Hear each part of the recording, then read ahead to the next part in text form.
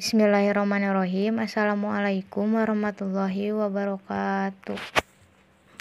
Kami dari kelompok 8 pada hari ini akan menyampaikan materi yang telah kami diskusikan, yaitu dengan tema macam-macam sentra. Sebelum itu izinkan kami memperkenalkan anggota. Yang pertama ada saya sendiri, Nida Zakiatur Rofiah dengan NIM 11921000049. Kedua ada Nurhilda Zakiyatun Nisa dengan NIM 11921000050. Ketiga ada Nurwiyanti dengan NIM 11921000053. Keempat ada Salma Fajriyah dengan NIM 119210065. Kelima ada Siti Nabila Hoiriyah dengan NIM 11921000072. 1. Sentra persiapan.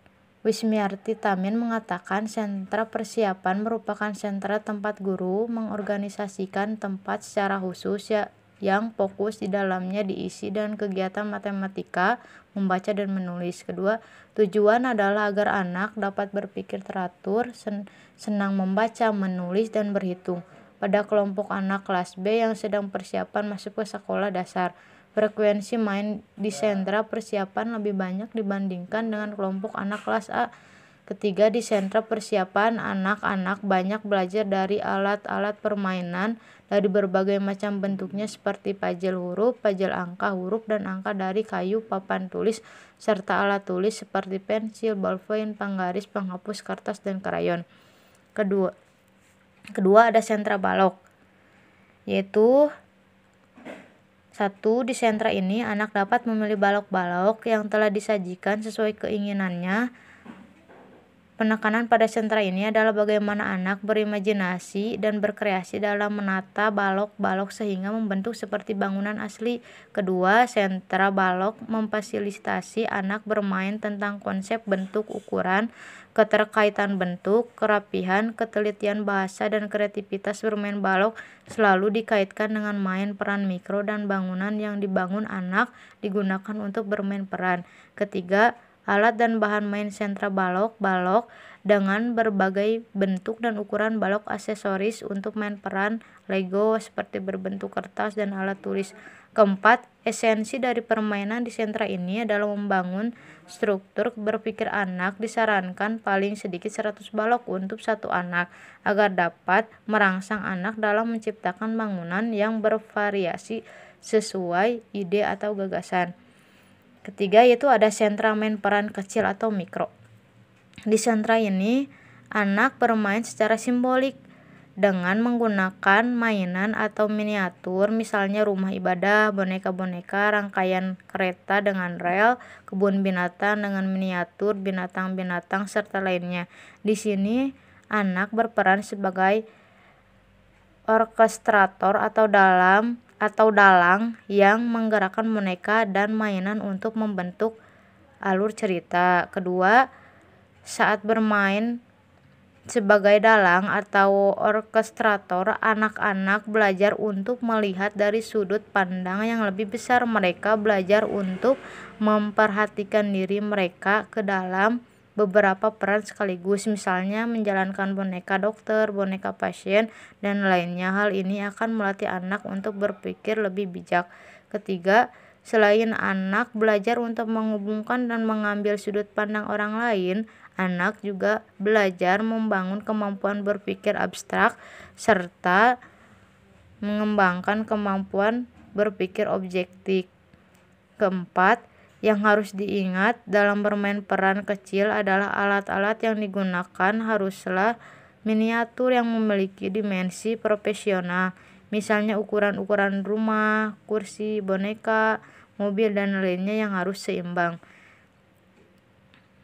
Kelima, sentra peran kecil ini juga sangat bagus untuk kemampuan psikomotor sebab anak-anak berinteraksi dengan alat permainan berbentuk kecil sehingga kemampuan motorik kasar dan halus dapat terbangun. Selanjutnya ada sentra bermain peran besar makro. Sentra ini disebut juga dengan main simbolik, role play, pura-pura, make believe, fantasi, imajinasi, atau main drama. Dengan bermain peran, dapat mengembangkan kemampuan mengenal lingkungan sosial, mengembangkan kemampuan bahasa, seperti saat bermain peran, anak-anak berkomunikasi dengan temannya dalam peran yang berbeda-beda. Sehingga kosakata yang dimiliki anak akan bertambah. Selain itu, dapat juga mengembangkan kemantapan emosi anak dengan cara mengontrol diri, melatih kerjasama dengan temannya, serta membangun kemampuan empati.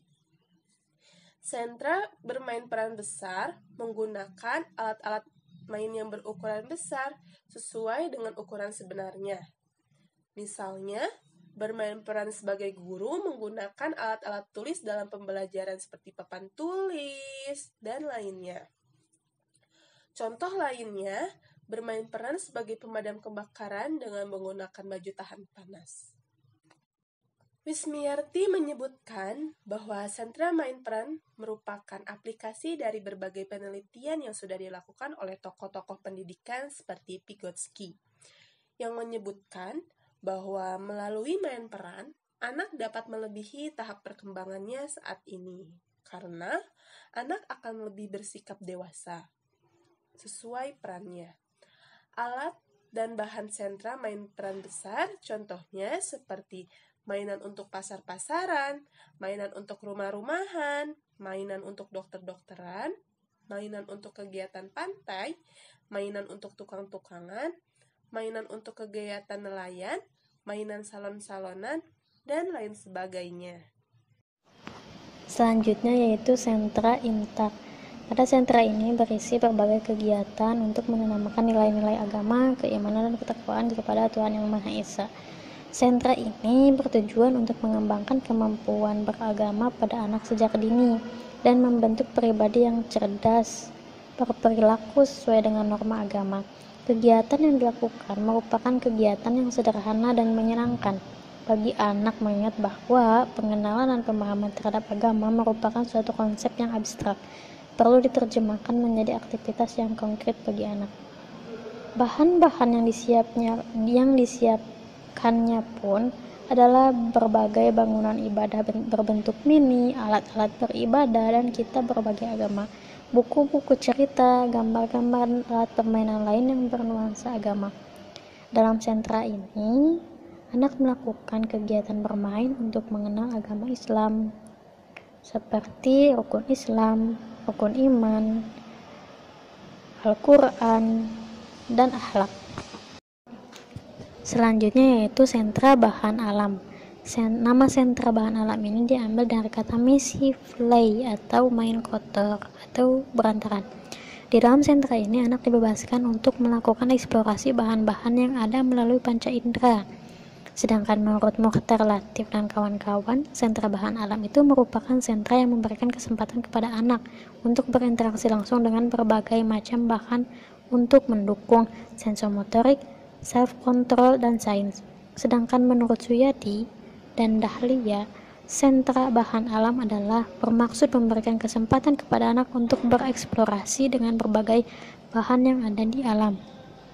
Kegiatan yang bisa dilakukan adalah dengan mencampur warna, memancing, meronce, dan menempel biji-bijian.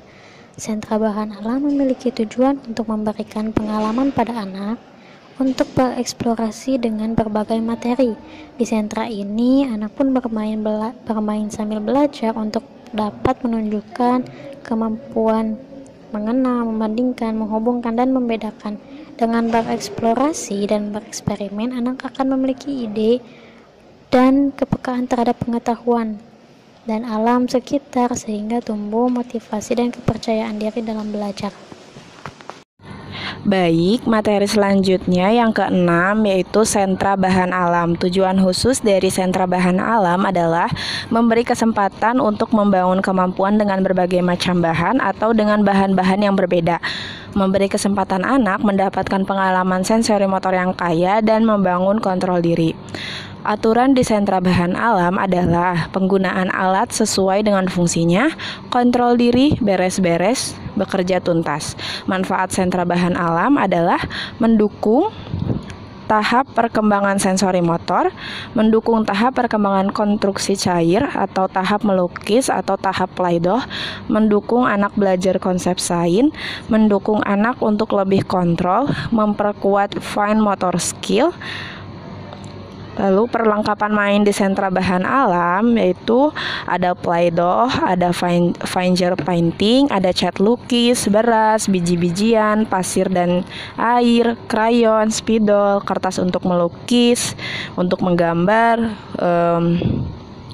kuas dari berbagai ukuran yang besar, sedang, dan kecil, dan alat-alat untuk menakar seperti sendok, gelas, botol, dan jeriken. Nah, kegiatan di sentra bahan alam dapat dilakukan dengan menakar, menuang, mengisi pengamatan terhadap kejadian-kejadian sains dengan menggunakan bahan-bahan fluid seperti air, pasir, biji-bijian, tepung terigu, dan lainnya. Lalu selanjutnya yang ketujuh ada sentra seni. Mukhtar DKK 2013 nomor 134 menyatakan bahwa definisi dari sentra seni adalah sentra yang memberikan kesempatan pada anak untuk mengembangkan kemampuan menggunakan dan berinteraksi dengan berbagai alat dan bahan seni seperti lem, gunting, krayon, cat, clay, dan Play-Doh. Menurut pendapat Mulyasa 2012 nomor 156 menyatakan sentra seni dapat memfasilitasi anak memperluas pengalamannya dalam suatu bentuk karya melalui metode proyek yang dikerjakannya. Sedangkan Wismiarti Tamin mengatakan bahwa inti dari sentra seni adalah memberikan kesempatan pada anak untuk terus mengeksplorasi dan bereksperimen dengan berbagai bahan dan alat seni. Selanjutnya, bahan-bahan yang dapat digunakan di sentra seni seperti kertas, cat air, krayon, spidol, gunting, kapur, tanah liat, pasir, lilin, kain, daun, dan potongan-potongan gambar.